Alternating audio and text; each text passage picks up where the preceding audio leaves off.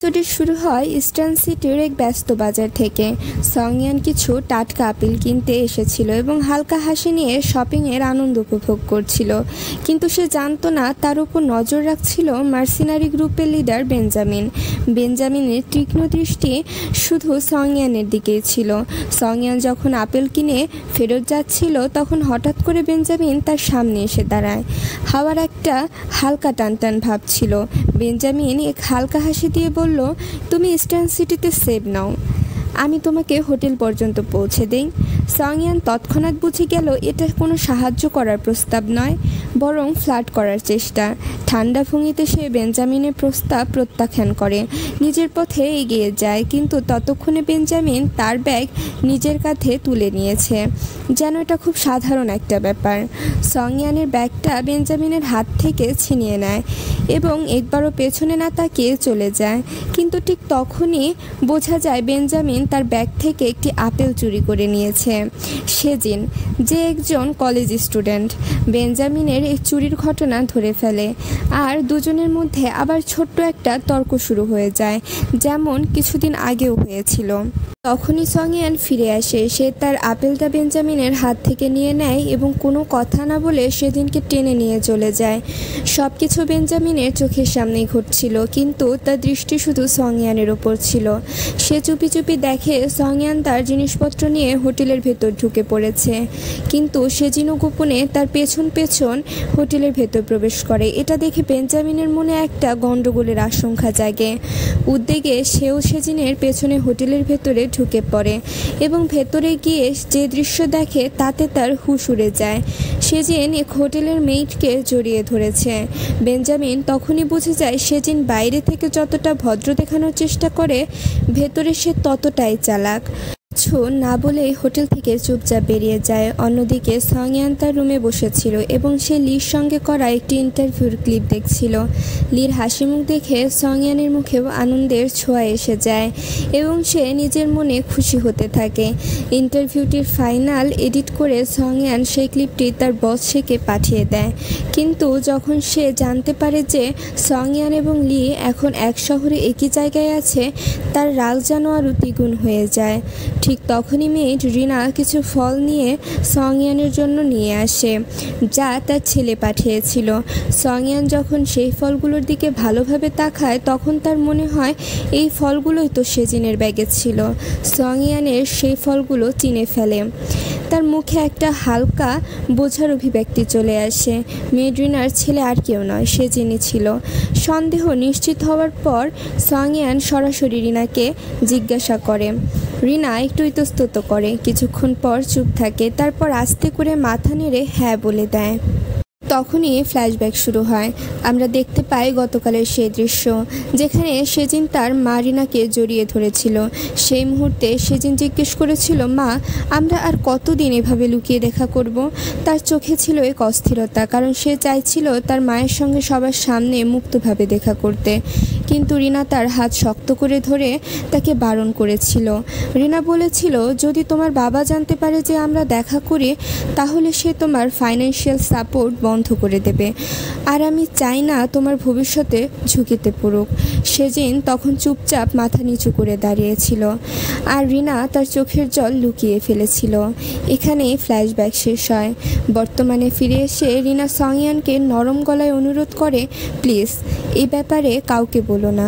সংয়ান সম্মতি দেয়, কিন্তু কৌতূহলবশত এক প্রশ্ন করে বসে, তুমি তোমার পরিচয় সবার থেকে লুকিয়ে রাখতে বাধ্য কেন? রিনা এক হালকা বেদনার হাসি দিয়ে সত্যিটা বলে।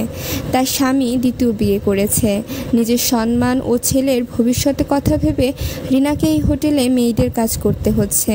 সে চায় না কেউ সেজিনকে নিয়ে হাসাহাসি করুক বা তার কারণে তার ছেলের অপমান হোক।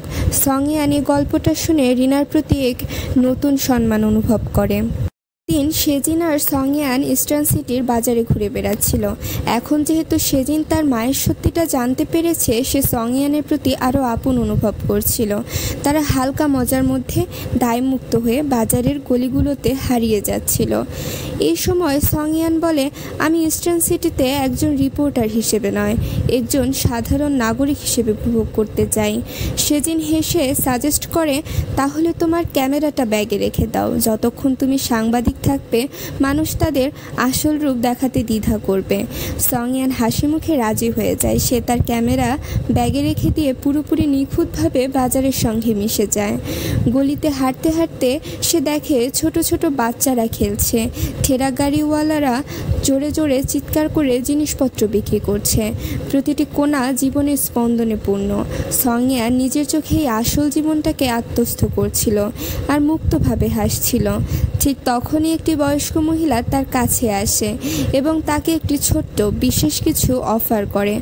সংয়ান সেই বয়স্ক মহিলার অদ্ভুত আচরণ দেখে কিছুটা অবাক হয়, কিন্তু তখনই সেজিন তাকে বোঝায় এই এলাকার সংস্কৃতিতে বয়স্ক মানুষের মধ্যে তাদের পূর্বপুরুষদের সঙ্গে যোগাযোগ করার ক্ষমতায় বিশ্বাস করা হয়, আর সেই পূর্বপুরুষদের নির্দেশে তারা তাদের কিছু জিনিস তাদের আশেপাশের মানুষদের কাছে বিক্রি করে থাকে। ঠিক সেভাবেই সেই বৃদ্ধা মহিলাও সংয়ানকে একটি বিশেষ অলিভ গাছের বীজ অফার করে, একটি এমন বীজ যা শুধুমাত্র নির্বাচিত মানুষদেরই দেয়া হয়। এই মুহূর্তে সংয়ানের মনে পড়ে যায় কিছুদিন আগে লি বলেছিল তার আত্মার একটি অংশ এই জায়গার অলিভ বীজের সঙ্গে মিলে যায়। মনের ভেতরে হালকা উত্তেজনা নিয়ে সংয়ান ঠিক করে ফেলে সে এই বীজটা কিনবে। যখন বৃদ্ধা বীজটির দাম জানায় তখন দেখা যায় সেটি সাধারণ দামের চেয়ে অনেক বেশি। সংয়ান একটু দ্বিধায় পড়ে যায়, কিন্তু সেজিন সঙ্গে সঙ্গে তাকে সতর্ক করে দেয় এখানে বৃদ্ধদের সঙ্গে দর কষাকষি করা নিষেধ, এটা তাদের পূর্বপুরুষদের অবমাননা বলে ধরা হয়। সংয়ান তখনও মনে মনে হিসাব নিকাশ করছিল। ঠিক তখনই বেঞ্জামিন রেগে সেখানে হাজির হয়। সে সেই বৃদ্ধা মহিলার ওপর দোষ চাপিয়ে বলে, এত ছোট একটা প্যাকেজের জন্য এত টাকা। পরিস্থিতি উত্তপ্ত হয়ে উঠছিল। তখনই লি সেখানে চলে আসে। পুরো ঘটনাটা বুঝে নিয়ে সে সরাসরি সংয়ানকে জিজ্ঞেস করে, তুমি কি এটা কিনতে চাও? সংয়ান বিনা দ্বিধায় নিজের সিদ্ধান্ত জানায়, হ্যাঁ আমি এটা কিনবো। তারপর সে আর কোনো কিছু না ভেবে সেই বীজটা কিনে ফেলে। কিন্তু ঘটনা এখানে শেষ হয় না। বেঞ্জামিন আর সেজিনের মধ্যে তর্ক বেঁধে যায়। রাগে বেঞ্জামিন সেজিনের চরিত্র নিয়ে প্রশ্ন তোলে, পুরনো হোটেল মেইড ঘটনা উল্লেখ করে। তখন সেজিনের ধৈর্য ভেঙে যায়।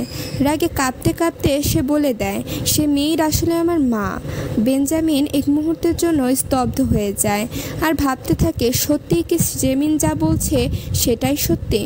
সংয়ান সঙ্গে সঙ্গে সেজিনের পাশে দাঁড়ায় এবং সোজা সোজা কথায় বেঞ্জামিনকে বলে, এ বিষয় থেকে দূরে থাকো।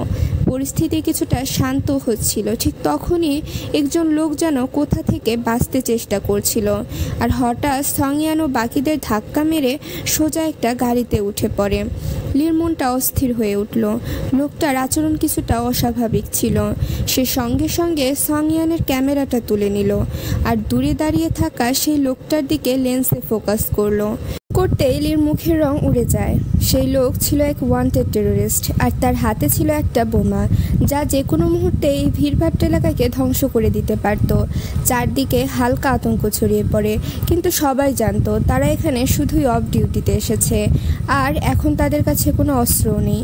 সামনেই মৃত্যু দাঁড়িয়ে, আর তাদের কাছে ছিল শুধু বুদ্ধি আর সাহস।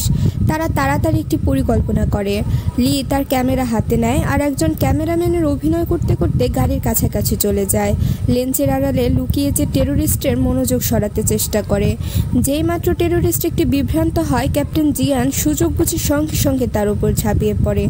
সময় লি চুপি চুপি গাড়ির ভেতরে ঢুকে পড়ে এবং বোমা ডিঅ্যাক্টিভেট করার কাজ শুরু করে।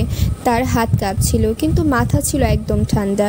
অন্যদিকে সেজিনের চোখ পড়ে পাশের একটি পুরনো ফাঁকা বিল্ডিংয়ের ওপর। অদ্ভুত ব্যাপার ছিল, বিল্ডিংটি বহু বছর ধরে বন্ধ, অথচ একটা জানালা খোলা ছিল।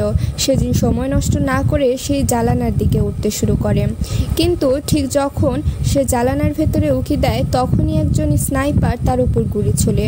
গুলিটা সেজিনের খুব কাজ দিয়ে বেরিয়ে চলে যায়। তবে ঠিক সময় বেঞ্জামিন সেখানে পৌঁছে যায়।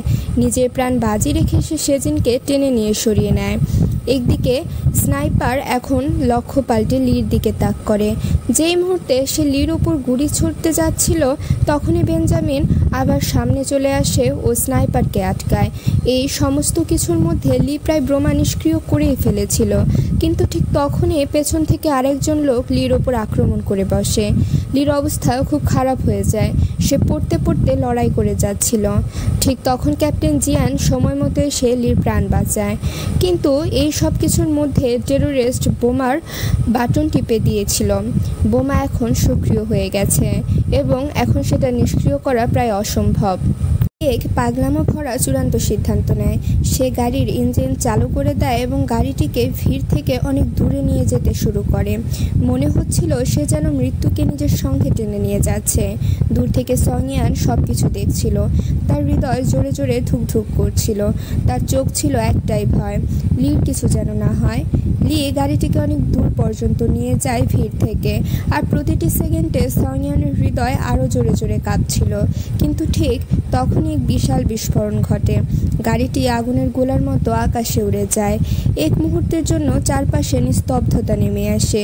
ধোঁয়া, আগুন আর বাতাসে ছড়িয়ে পড়া টুকরোগুলো দেখে সংয়ানের হৃদয় যেন এক মুহূর্তেই দু টুকরো হয়ে যায়। মনে হচ্ছিল শুধু একটি গাড়ি নয়, এই বিস্ফোরণ তার স্বপ্ন, আশা, ভালোবাসা সবকিছু যেন ছিনিয়ে নিয়েছে। এই হঠাৎ ঘটে যাওয়া আতঙ্ক আর টেনশনের মধ্যে সবাইকে দ্রুত হাসপাতালে নিয়ে যাওয়া হয়। সংয়ান তখনও সম্পূর্ণ স্বাভাবিক অবস্থায় ছিল না, কিন্তু সামান্য সুস্থ হতে সে দৌড়ে যায় লির কেবিনের দিকে। তার হৃদয়ে একটি ক্ষীণ আশা ছিল, হয়তো সে এখনও বেঁচে আছে।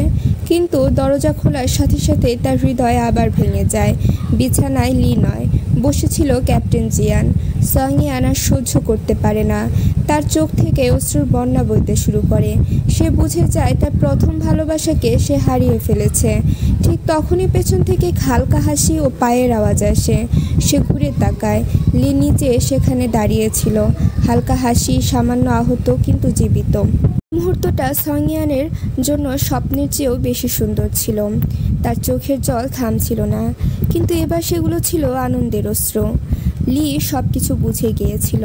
কিছু না বলে সে সংয়ানের হাত ধরল এবং তাকে হাসপাতাল থেকে বাইরে নিয়ে গেল। বাইরে এক বেঞ্চে বসে ঠান্ডা হাওয়ায় লি সব ঘটনা খুলে বলল। আমি গাড়িটাকে অনেক দূরে নিয়ে গিয়েছিলাম। বিস্ফোরণের আগেই আমি গাড়ি থেকে ঝাঁপ দিয়েছিলাম। শুধু সামান্য একটু চোট পেয়েছি। সংয়ান চুপচাপ শুনছিল। তারপর ধীরে ধীরে বলল, আমি এসব দৃশ্য শুধু টিভি বা নিউজে দেখতাম, কিন্তু আজ যখন নিজের চোখের সামনে দেখলাম মনে হচ্ছিল গোটা দুনিয়া যেন বদলে গেছে। তার কণ্ঠ তখনও কাঁপছিল। লি হালকা হেসে তার হাতটা চেপে ধরল, যেন এক নীরব প্রতিশ্রুতি সে সবসময় তার পাশে থাকবে। কিন্তু এই শান্ত মুহূর্ত বেশিক্ষণ স্থির নয়। ঠিক তখনই আবার খবর এলো সংয়ানের হোটেলে একজন টেরোরিস্ট আবার বোমা সেট করেছে। এই মুহূর্তেও দেরি না করে লি এবং সংয়ান হোটেলের দিকে দৌড় শুরু করলো। কিন্তু হোটেলে পৌঁছানোর পর গল্পে আসে আরেকটি বড় মোড়। সেজিন জানতে পারে হোটেলের ভেতরে তার মারিনা আটকে পড়েছে।